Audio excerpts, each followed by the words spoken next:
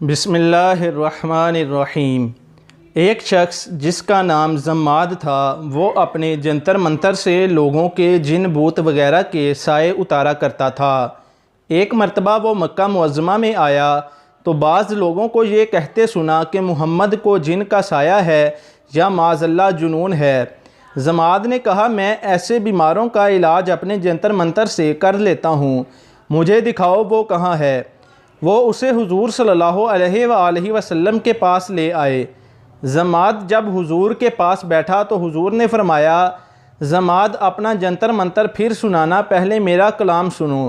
چنانچہ آپ نے اپنی زبان حق سے یہ خطبہ پڑھنا شروع کیا، الحمدللہ نحمدہ ونستعینہ ونستغفرہ ونؤمن بہ ونتوکل علیہ ونعوذ باللہ من شرور انفسنا ومن سیئات اعمالنا من یہدہ اللہ فلا مضل لہ ومن یضللہ فلا ہادی لہ واشہد ان لا الہ الا اللہ وحدہ لا شریک لہ واشہد ان محمدا عبدہ ورسولہ۔ زماد نے یہ خطبہ سنا تو مبہوت رہ گیا اور عرض کرنے لگا، حضور ایک بار پھر پڑھیے۔ حضور نے پھر یہی خطبہ پڑھا۔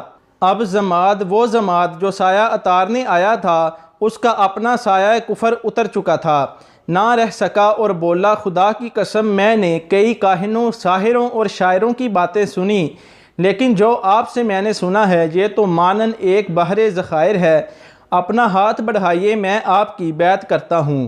یہ کہہ کر مسلمان ہو گیا، اور جو لوگ اسے علاج کرنے کے لیے لائے تھے حیران و پشیمان واپس پھرے۔ پیارے دوستو، ہمارے حضور صلی اللہ علیہ وآلہ وسلم کی زبان حق ترجمان میں وہ تاثیر پاک تھی کہ بڑے بڑے سنگ دل موم ہو جاتے تھے، اور یہ بھی معلوم ہوا کہ ہمارے حضور کو جو لوگ ساحر و مجنون کہتے تھے دراصل وہ خود ہی مجنون تھے۔ وآخر دعوانا ان الحمد للہ رب العالمین۔